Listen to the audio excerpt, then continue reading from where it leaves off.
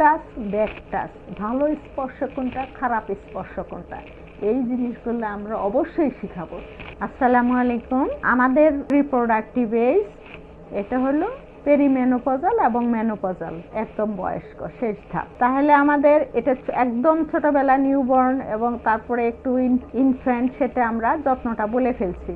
এখন হলো কিশোরী। কিশোরী বয়সে আমরা কিভাবে যত্ন করব একটা কিশোরী, কারণ এটার ভিতরে লুকায় থাকে সে ভবিষ্যতে তার মানসিকতা, তার আচরণ, সে কেমন হবে, এতে অনেক কিছুই নির্ভর করে। সেই জন্য আমাদের কিশোরী বয়সে যে যত্নটা, এটা খুবই গুরুত্ব। যদিও প্রত্যেকটা স্টেপেই গুরুত্ব, তারপরও এটা আমাদের একটু স্পেশাল গুরুত্ব দিয়ে কিছু কিছু জিনিস, যাতে সে সারা জীবন সুন্দরভাবে ভালোভাবে ফিজিক্যালি এবং মেন্টালি লিড করতে পারে, কাটাতে পারে। সেই জন্য এই কিশোরী বয়সে কি প্রয়োজন, কি প্রয়োজন, আমরা কি খেয়াল করব।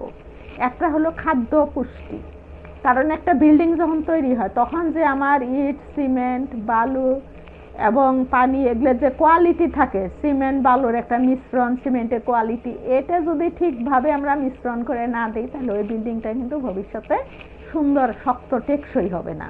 সেরকম খাদ্য এবং পুষ্টি, এটা যদি আমার প্রথম থেকেই সুষম খাদ্য মেনটেন না করি, তাহলে পরবর্তীতে অনেক হ্যাজার্ড হবে। তারপর তার টিকাগুলা আমরা দিয়ে নিব, এটা দেওয়ার শিডিউলটা আমরা জানি, আমরা জেনে নিব। এবং তারপরে কি আসতেছে আমাদের বাল্য বিবাহ। তো বাল্য বিবাহে আমাদের যে সমস্ত ক্ষতি হয়, এটা আমি অন্য ভিডিওতে বলবো, যে বাল্য বিবাহে একটা মা এবং বাচ্চার কি ক্ষতি হতে পারে। তাহলে বাল্য বিবাহ থেকে আমার মুক্তি, তাকে এই টেনশনটা ফ্রি করতে হবে, আমরা বাল্য বিবাহটা রোধ করব। তারপর পরিবেশের মধ্যে বৈষম্যহীন আচরণ। তার মানে একটা ছেলে একটা মেয়ে, দুটোই সন্তান, দুটোই গ্রোয়িং এজ, কিন্তু অনেক সময় দেখা যায় কি আমরা ছেলেটাকে বেশি প্রায়োরিটি দিচ্ছি, মেয়েটাকে আমরা সবসময় ডিফেম করতেছি, ছোট করতেছি, এবং পোশাক, খাবার দাবার, বিভিন্ন সুযোগ সুবিধার দিকেও তাকে আমরা অনেক সময় বঞ্চিত করি। তাহলে সেই জিনিসটা আমাদের করা যাবে না। না করে, যেহেতু দুইজনই গ্রোয়িং এজ, দুইজনকে সমান সম্মান এবং সমান সুযোগের সাথে আমাদের বড় করতে হবে। সুস্থ বিনোদন, এই জিনিসটা আমাদের খেয়াল করতে হবে। যারা অভিভাবক আছে, ফ্যামিলির অন্যান্য যারা আছে, এই জিনিসটা আমাদের খেয়াল করতে হবে।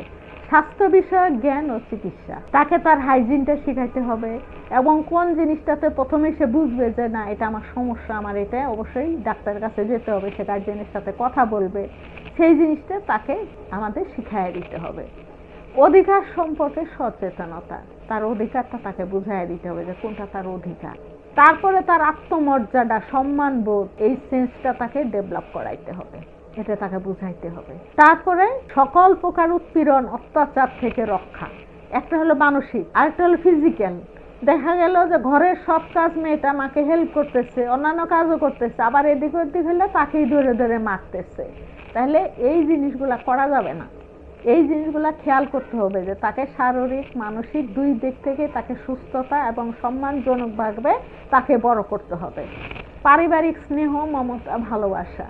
তাহলে স্নেহ, মমতা, ভালোবাসা দিয়ে একটা ছেলে সন্তান, একটা মেয়ের সন্তান, দুইজনকে আমাদের সমানভাবে এই জিনিসগুলা দিয়ে তাকে আমার গড়তে হবে।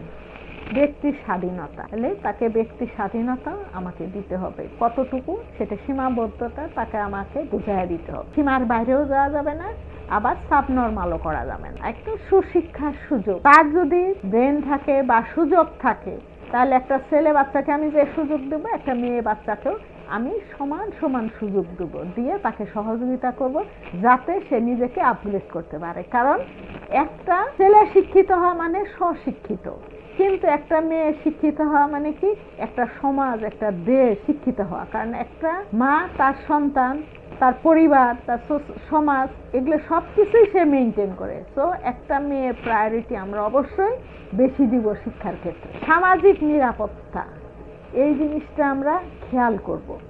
তার পাশাপাশি আমাকে শিখাইতে হবে কি, গুড টাচ ব্যাড টাচ, ভালো স্পর্শ কোনটা, খারাপ স্পর্শ কোনটা, এই জিনিসগুলো আমরা অবশ্যই শিখাবো।